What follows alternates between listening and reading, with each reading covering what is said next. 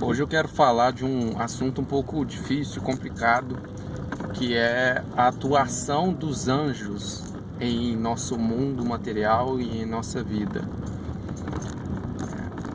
A pergunta que me foi feita foi relativa aos demônios, até que ponto eles interferem na nossa vida, na nossa mente, nas nossas ações. E de quebra, então, eu falo dos anjos, porque os demônios nada mais são do que os anjos que se rebelaram contra Deus no início da criação. Os anjos são seres puramente espirituais, não têm matéria, eles são puros espíritos. Então, eles podem agir na matéria enquanto Deus permite que assim eles façam, tanto os anjos bons quanto os demônios.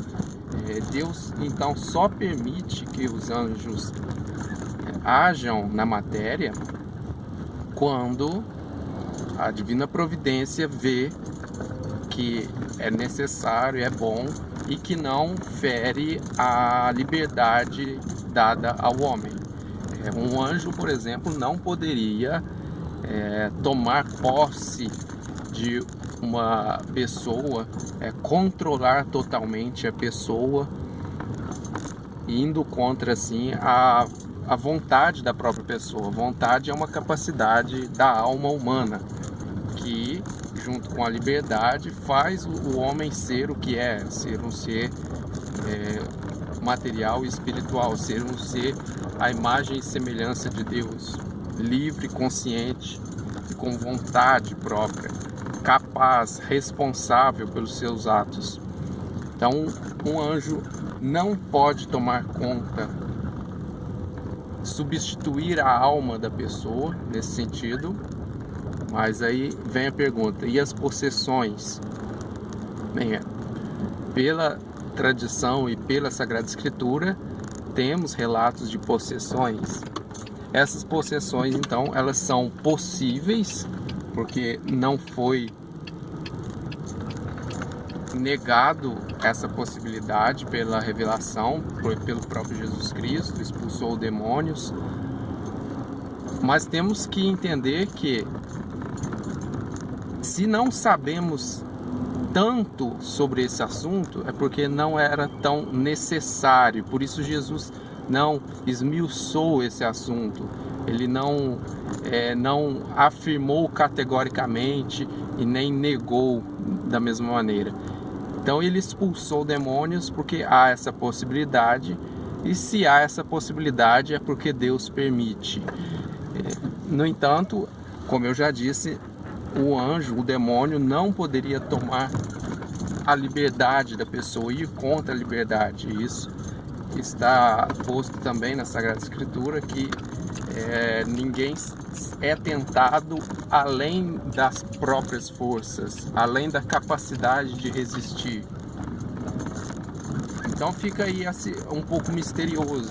É possível, mas só é possível se Deus permite e dentro do limite da liberdade humana.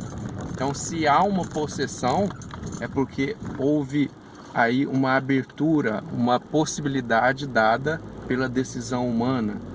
Se há a ação dos anjos e dos demônios, é sempre nesse grau de possibilidade da liberdade humana. Agora, como agem ordinariamente os anjos e os demônios? Através de uma certa influência.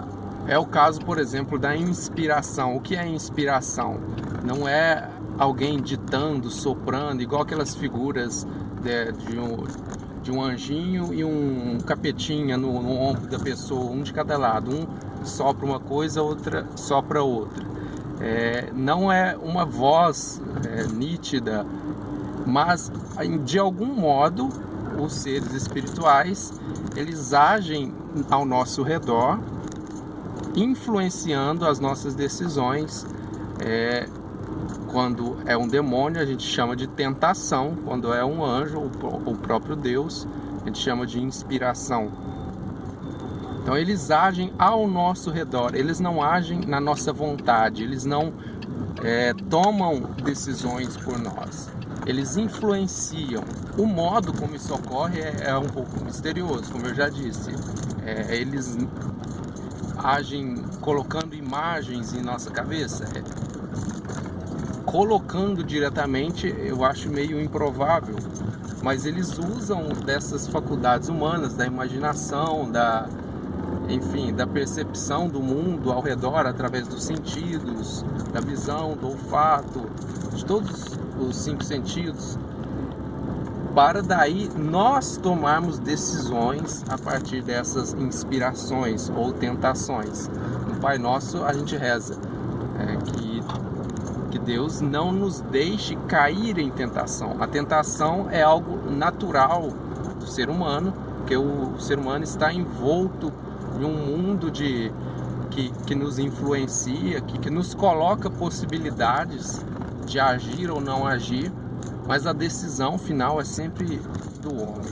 E quando, por ocasião do pecado original, a nossa natureza fica enfraquecida, nós estamos cada vez mais sujeitos ao pecado, sujeitos a cair em tentação, a usar mal de nossa liberdade, decidir contra o plano de Deus. E é por isso que a gente pede que Deus não nos deixe cair na tentação. A gente não nos pede para livrar das tentações. Ao contrário, a gente pede na petição final do Pai Nosso para nos livrar-nos do mal ou do maligno, segundo algumas traduções, que está correto também. A gente não quer cair na tentação e, por fim, por causa de ter caído na tentação, cair no maligno, ou sermos entregues ao maligno, ou fazermos a vontade do maligno. O que os demônios querem de nós, por sua própria revolta contra Deus, é que também nós pequemos, escolhemos o mal. Então, os demônios querem o pecado. Então, eles, a princípio, não querem o nosso mal físico. Eles querem a nossa condenação eterna. E por isso, eles agem ordinariamente por meio da tentação. Não da possessão, não da ação física em nosso meio, não causando males físicos, até porque os males físicos podem ser meios de santificação. Então os demônios são anjos, são inteligentes, eles não usariam de artifícios tão bobos, tão ingênuos assim, como ficar mexendo com o nosso mundo, com o nosso corpo, sendo que a gente poderia muito bem resistir a uma ação tão clara deles. Então é bem mais provável que eles ajam na sutileza, com a inteligência da tentação.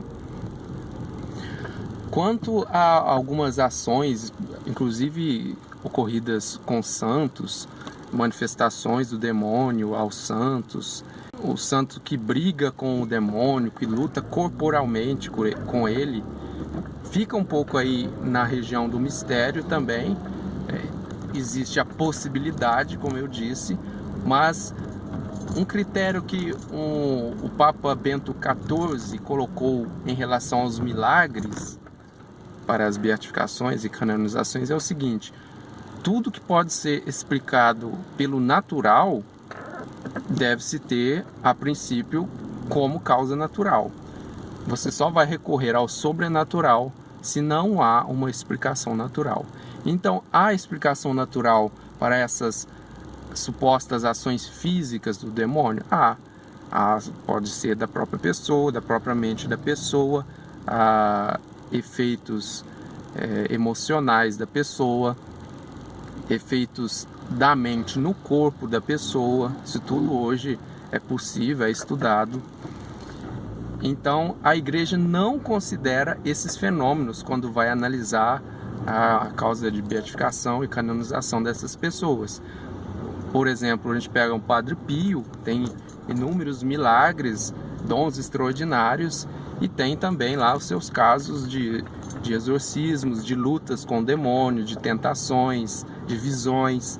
Mas a igreja nunca considerou nada desses fenômenos em sua causa de canonização, em considerar as suas virtudes. Pelo contrário, isso aí a igreja não fala nada, deixa de lado, porque isso não é o que faz ele ser santo. Isso impressiona a nós, mas não impressiona a igreja quando trata dos milagres. Os milagres são para mostrar a ação direta de Deus, e não para mostrar que Deus age fazendo espetáculo, nem Deus nem o demônio. Então a igreja nunca considerou essas visões, a igreja nunca considerou sinais físicos, por exemplo, seja de Deus ou do demônio, estigmas, aparições, visões. Não, o milagre geralmente é por alguma cura, alguma coisa extraordinária, alguma ação física extraordinária que não se explica naturalmente, enfim. A ação do espírito, de um anjo, ou do próprio Deus, tem por fim unicamente a manifestação da glória de Deus, e não benefício ou malefício material ao homem.